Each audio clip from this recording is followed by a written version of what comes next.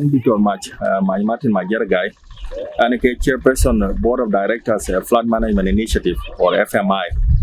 What we get our borage, Jongle Statement, but specifically, and Jamana Weg Mananto Mading Bor. Kikaj what in what your one Medanuria Kayako, Kudilla Chiame, and Kedilla Matar. Ajak Deng Chiengkou Show, our Loyen, FMI with support from the government of the state, Kujala partners Konkok. FMI, you go in Tonkojit, be walk a low, Kachuga lawyer, be walk a low.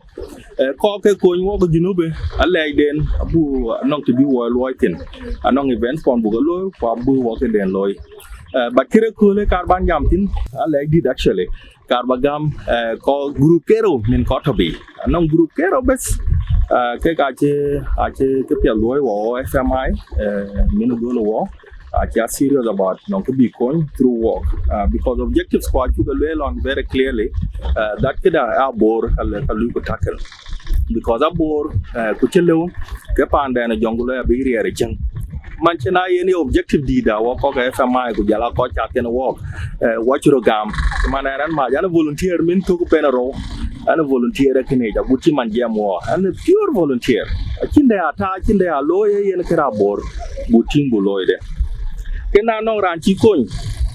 Kaitem Banyot by, Lelanga, Pinajaponia. Who messenger, mostly le Kotobi. The way Kotobi, Nano Kachatiango, Kachu Confiana, a little queen. Nachu Chaga Hama, the Kalwai Wajot.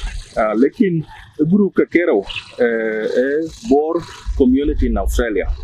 Interim leadership there, Manmu, Isaiah Konokwal Malit, Yanake, Roping and War Edward, Kwanaki Loy. When she told a Kole, Toy Kole, where it. Kukinakar, but we break down Kubage, Bakelway thank a call Manelo Ekene.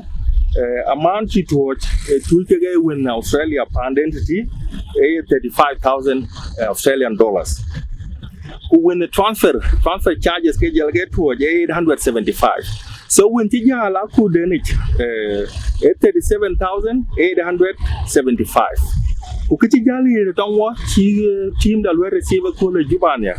Lano one and go to a Tinato Juba, $25,000. So Chopa Nyokana. Groom interim leadership of Bor Community in Australia. Manger Isaiah Konopol Malit. $25,000 achieve it to work. The operations ke FMI, a Louis Paygaben, Payget the Akumanaka of feeling directly almost like one, a Louis can use, a Louis excavator, follow coordination. I don't want you to get da, but I don't get them because Lloyd push. So the support you know, where he get dead is a solution ka corgula board. Solution ka corgula board. Why accountable? Why register organization? RRC what TikTok.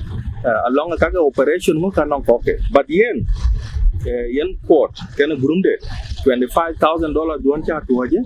Regular ke dom koke FMI Fijuba operations. Koke token yen leadership kakar bagalo knowledge because alone hachi a quarter to lawyer can work ben we come and tag when yen to get a larger community.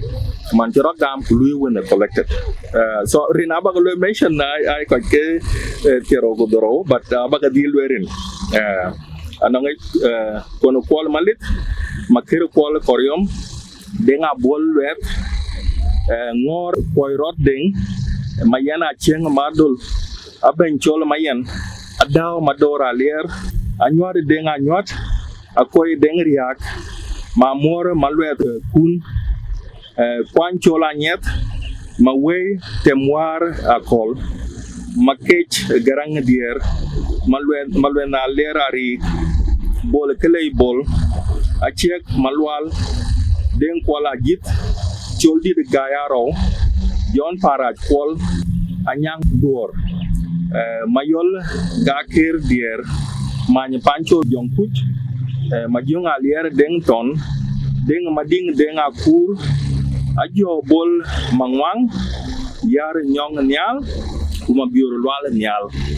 Koke, leadership don interim leadership don chi we lui ba mashakal ka Australia tem ba ka chopping ku dia ga we lui ba fundraising loy no ngene wen cha toy wo ko wa FMI we chu ko loy appreciate the red lo nen ke lo na bai we chu wa yen riere mane bu dia wo ka je lo ndene ku bu lo twen red ala I don ke na we gurum ro karbalej e gurum chol South Sudanese Seeds of the Nation in Australia Incorporated.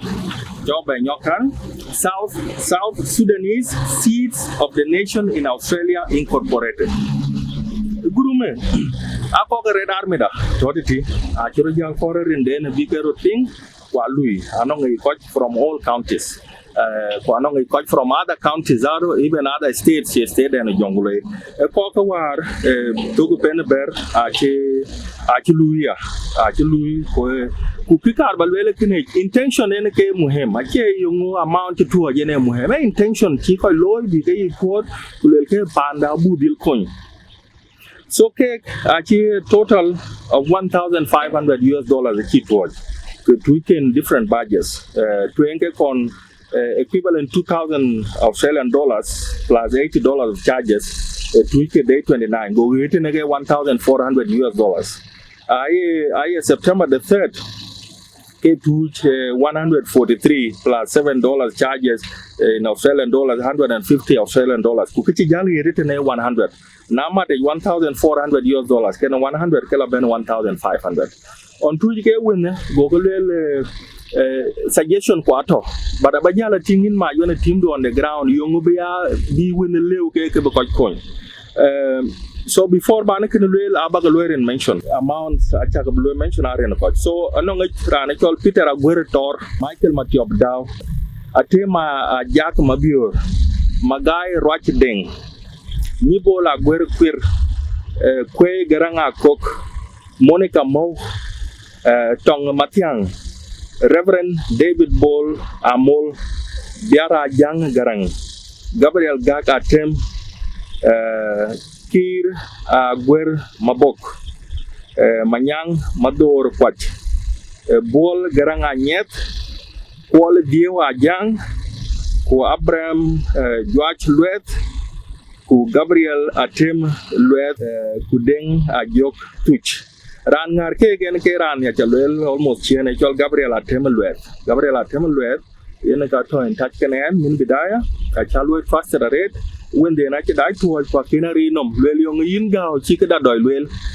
because cha len lwelen ki cha to wa e ka pia da rate tong wa chalo bu pur de ki kon we ta ba lwel mi ko kon jong la bu ka ko nya bore yene ka kon atuen. So I can never walk alone. You took there to teach until by report damn chain. When they know war, you were bent in a Kaka suggested to call it Tag the Walla Lord Begalayan IDPs. Tag the Buwalod Begayan IDPs, Ukakok. But what Carodial Mading, which a benue, Cabana win the thousand because we call your daughter, about how gate call. Long zaman chi geriak, then they are Louis Wamaloy watching you take a thing. Are you loy? Very a better loy. Along zaman in a gunum cannot get career core. Go win a go loy use. Amanaka and call you take no machan, but thing in a team, in Gabriel table where when a coco. A twin chintin, when a coco. A twin chintin, I won't do much. I buy kitchen coin man, I did Lano Guinea. Musay Pachacon, Akumachacon, Sukachacon. I know coco will bet in but when do a totin. When one watch a bay 1,500 at Totina ledger, Carbayan, because Rane ledger couldn't loy, wake a child loy, and I will get a bay, Jim doing it. Wake on watching and she wearing thing, and I know a coach, a cocker jungle, I know a cocker bay, but I do think so. Along the way, wake away the seeds of the nation, South Sudanese Seeds of the Nation in Australia.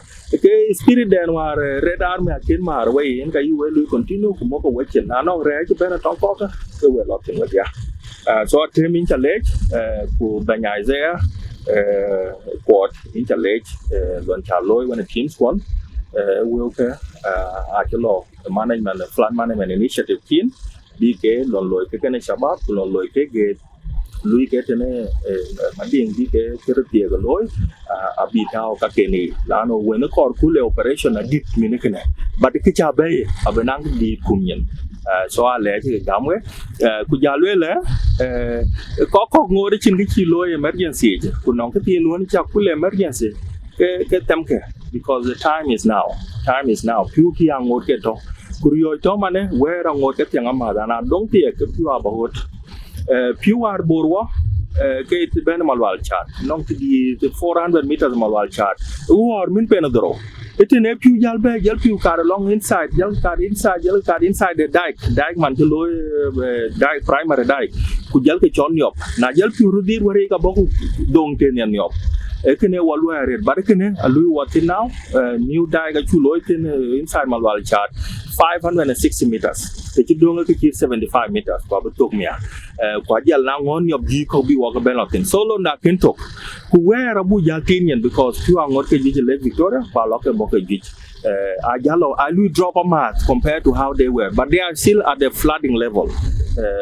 ekina toya there ya to wada met ko on ko ke ya atap man cha ping war ke chro loy panya go chi piu lo overrun ba ke piu lo wari yang ale beta le penetier ku tung nong le bu panya go jot kwa chi jor war so piu kon ga chi wo le bu ke ga da taping ku le ku ke go to we have to stay vigilant so ko ka kor ko nya so I'm appealing ku kor ku bu ko nya jongule ben wa FMI o group ko lui ya go weda ping ku tiang ko because we what of village what jamana we ke fictitious what jamana we what is needed as you can see why can man when yin watch I think video what chi team and domain lo yi de nga Akuei kan yi cholo ma wel o MC Kimana ku jala ko lu ken ke a chi lu yare te de na chi lo ya wa nyu di ngo lo rot now it's up to you na ya ga yo ga nang ka lo ko ba lo ka lo ka chin ke ne ti amane ko ka kero a jo ko but guru ko ka to in Australia one on teachers association ato ko ga duke na no association and the same group that to USA the same group that to Canada ko ka bena ngore chin gi ko nyo man directly na no group ko chi ko thank you very much but tango wo ko ma lu deal directly one flats ki shabab akin picture lo ya ke group ne cha ga lo ke kero ke ka organized group chi ka ken bre always fundraising pen ber wo FMI lo fundraising juba ken group chol caucus ku jala ke chu lo wrap up into ke chol jungle flood intervention ano ko chi ben ka ken atwo individually ke ko to be ko ka bugo lo ak no le ken group monti but ke organized group ake group ka kero ke ga yan ka aware of we cha ke le jaret chuma ne channel wen wan jam man he mading bor December the 4th ekir sa de temte dong de gi di bia sa de tem ku waka ji medan huri alom ku waja me ka ke ale ke gam ku ko ne kero Bor Community-Australia in Australia interim leadership war mu kono kwal malit ke de loy ku jala Seeds of the Nation man mu Gabriel Atem lo we chakale jaret